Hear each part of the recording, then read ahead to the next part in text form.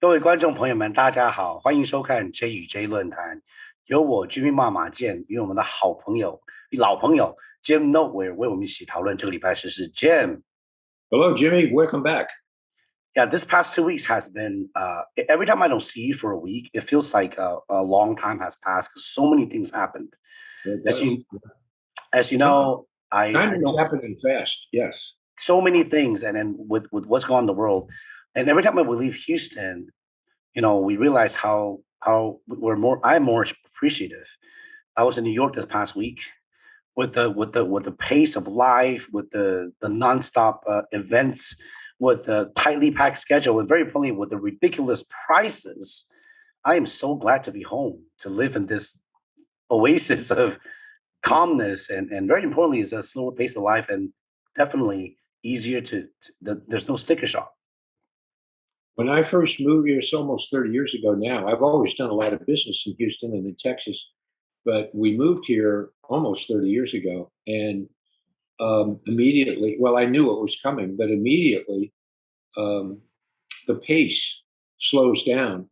And you would think that you get less done. I think actually we get more accomplished.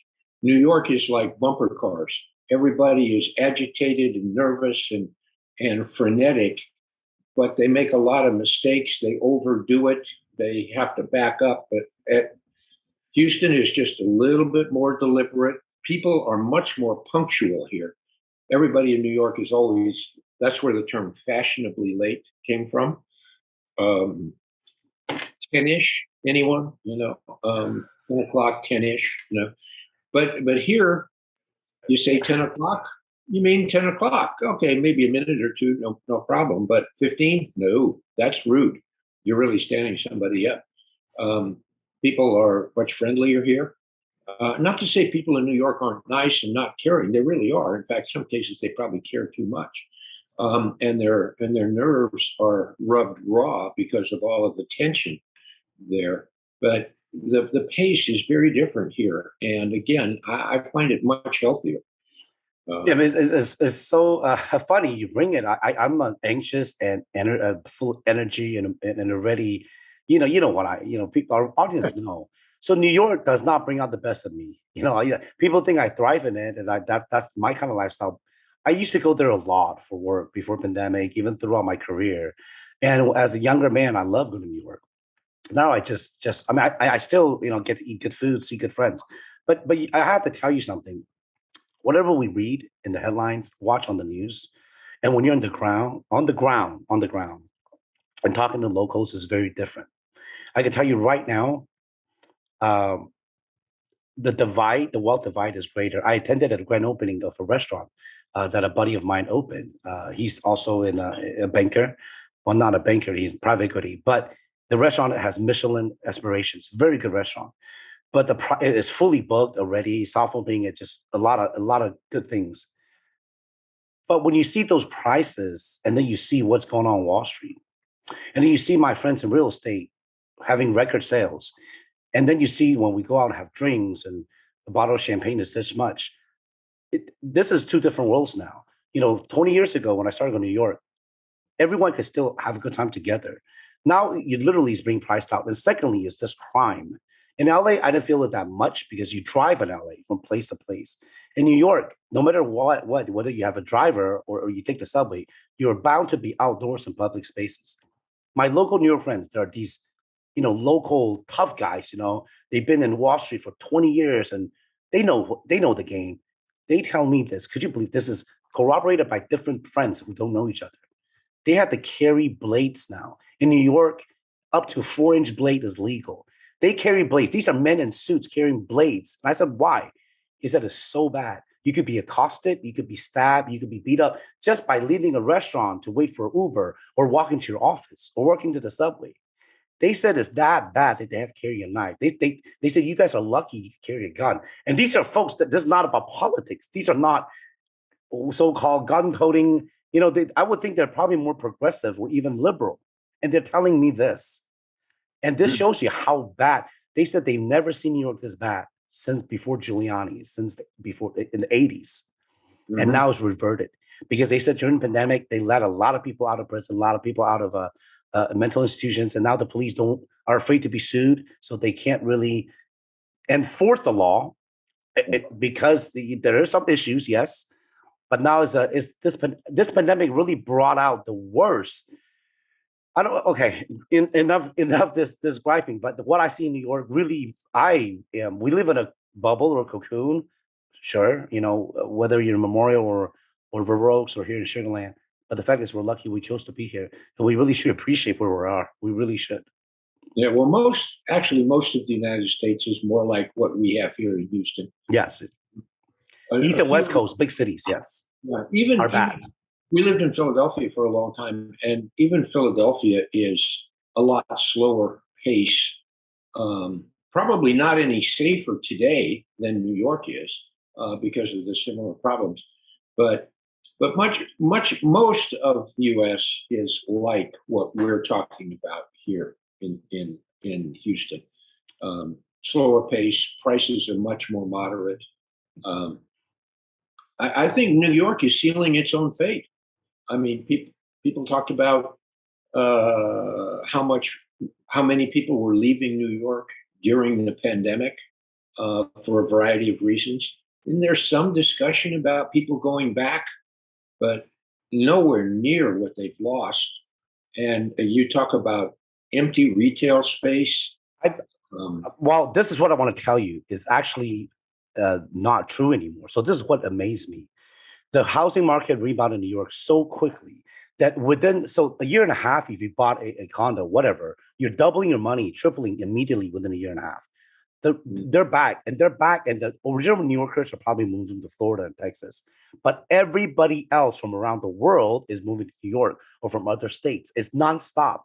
The businesses are filling up. Every store is filled. I mean, my friend opening that restaurant, it took him a year and a half to find the space to lock down the lease because it's very hard to find premier spaces out in East Village. Is it West Village? Mm-hmm. No, East Village. East Village is good, right? And West Village is bad. I can't. Well, remember. I don't know. They're different, but it's different. But there's some that's more sketchy, and all the stores that open. I'm fortunate enough to stay at a couple of properties that are my favorites. I'm a big hotels guy. I stayed at Park Hyatt on 47th. It's like nothing ever left. I had dinner at a restaurant with Marissa Tomei, a very actress, my cousin Vinny. She was a Spider-Man sitting next to me. It feels very New Yorkish, and the restaurants are full. All my industry friends, the restaurants are booked full. You go to retail, high-end luxury stores like Hermes or Chanel, they're appointment only. They're also fully booked. They'll tell me, the salespeople, they will tell me stories of how 2 years of, pent up and people are out shopping. So like I said, the divide is huge. The ones that have and the have-nots. And then you come down and you see the homeless. You see these folks, just all over New York now. Before it's concentrated to a few places. Now there's no such thing as unsafe areas, but there's no such thing as safe areas anymore. It's just very eye-opening, very, very eye-opening. And people will tell me, hey, if you live in downtown Houston, it will be the same. Or if you live in the Heights area, no, it is not the same. It's absolutely not the same. Even if you live in the suburbs of New York, if you're in Flushing or Queens, Long Island, you have to drive in the city. Even in those areas, you're seeing the same things. And other major cities around the world, Sydney, Australia, European cities, they're not frenetic like New York. London's very calm. I mean, it's big and it's busy, but it's not frenetic like you're talking about. And New York energy will always be there. I know a New Yorker when I see one, all people always say that they think I'm from New York because compared to someone that grew up here, but I speak fast, I walk fast. But now as I get older, my pace has slowed. On the streets, a group of the guys, let's say after dinner, we go to a bar. You can see the New Yorkers way ahead, and us Estonians are lagging behind. Not for lack of trying. It's just we can't keep up. Yeah. Different set of priorities, but we'll see how it all washes out. I think our country is still going through major transition, and where it's going in various definitions of our economy or social structure, I don't think we all know. One of the biggest issues is how are people coming back to work? That's a big question mark in New York. Many people are coming back to work, but many people are not. And So what is going to happen? It's a huge issue here in Houston.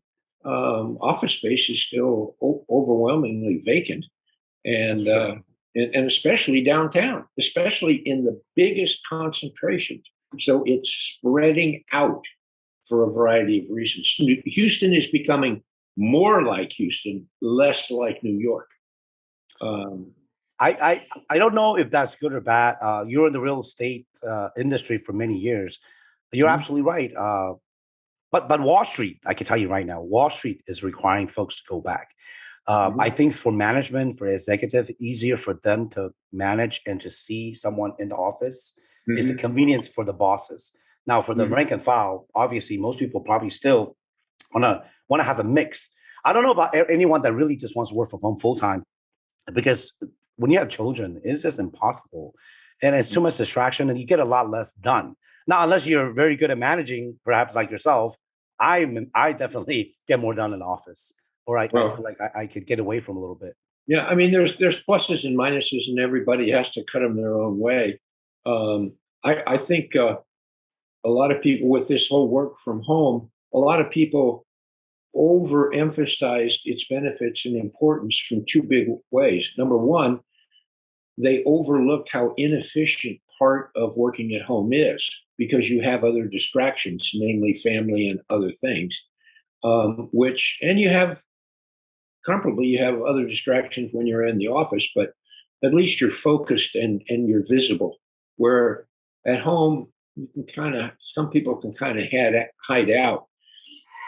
And the other rationale about offices is the costs of maintaining an office and the cost for the employee of going back and forth to the office.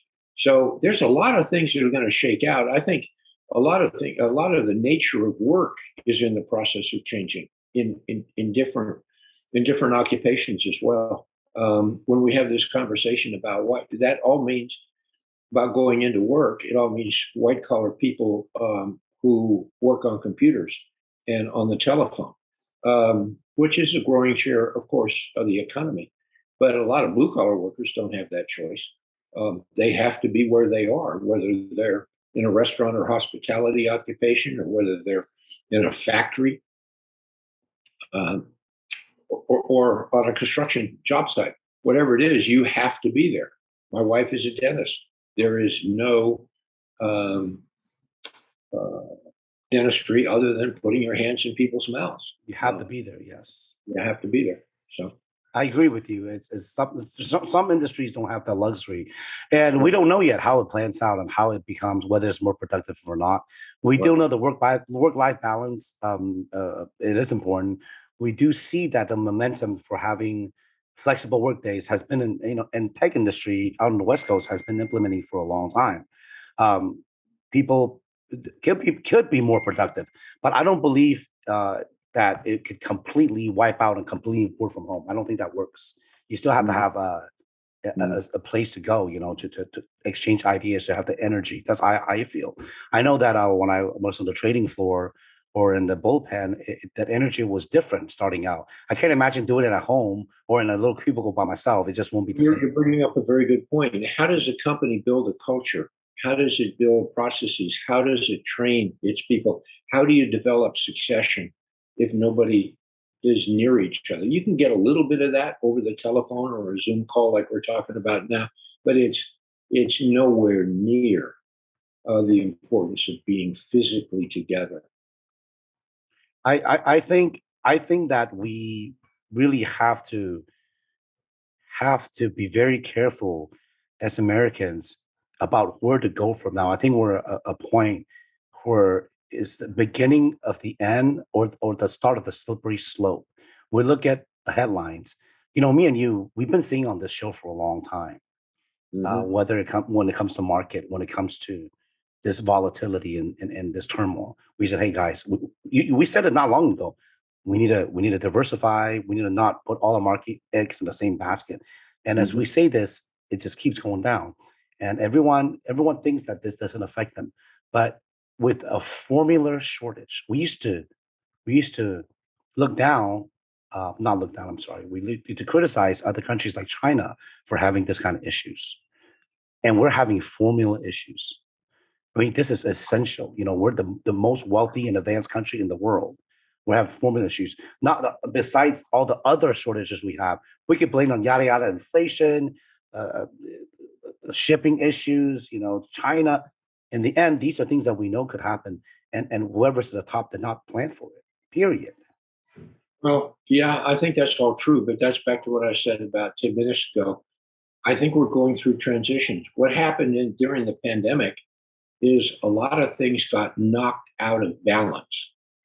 And I think we have lost sight in many respects of how delicate some of the balance we depend on actually is. Supply chains, for instance. Manufacturers began to depend on just-in-time inventories. Well, just-in-time inventories depend on dependable deliveries. And when those deliveries are no longer dependable, you cannot run nearly as efficiently. And one of the benefits of efficiently is you were able to get by with shorter timeframes on every part, much lower inventories, much lower redundancies. But in an era when things get out of balance, you have to provide more in the way of redundancies, extra caution, double counting, all of those kinds of things. And I think we're learning that. I'm actually surprised that certain things like food chains, with a few exceptions, of course, have come back in. Here in Houston, we really don't have any supply shortages at the grocery store. Maybe a few once in a while, but not much. Not much. I mean, people are complaining now about baby formula, but that's one very narrow segment, maybe big for people who have babies, but it's one thing. I mean, we can talk about the cost of gasoline going up and food going up, but at least it's there. There have been times in my life, and there are parts of the world today where many basic things simply aren't there. Or we're not being locked in and then being sent food, whatever is available. Whatever the case may be, I'm talking about balance being very important. And the pandemic knocked some of the things out of balance. And this war with Ukraine has knocked some other things out of balance. Here in the United States, we are largely self-sufficient, so we don't feel it nearly as much. But you go to the Middle East, you go to other parts of Latin America or Asia, they're feeling a lot of it. Pain. Particularly basic foods. Jim, absolutely. I have to tell you, I look at what's going on in the rest of the world, and we're just fortunate once again that we're here. But the reckoning is coming. The balance that you speak of will be reflected in the coming elections. And unfortunately, we're running out of time again. When we don't see each other for 2 weeks, it always goes by fast. We'll continue this topic because I think this is something important that we should discuss. Perhaps we could have a recorded extra session. But as I see the countdown clock on my side, I want to tell our audience that you guys can email or contact the station if you have any questions for me and Jim to answer. Specific questions. I know that sometimes I would hear that. I also want to thank Jim again for doing this. I can't believe it's been almost 2 years. So we will definitely commemorate this event. God bless all of you. I hope you guys have a great week. Jim, thank you so much for your time. Sure. Jimmy, God bless. Bye-bye. Thank you.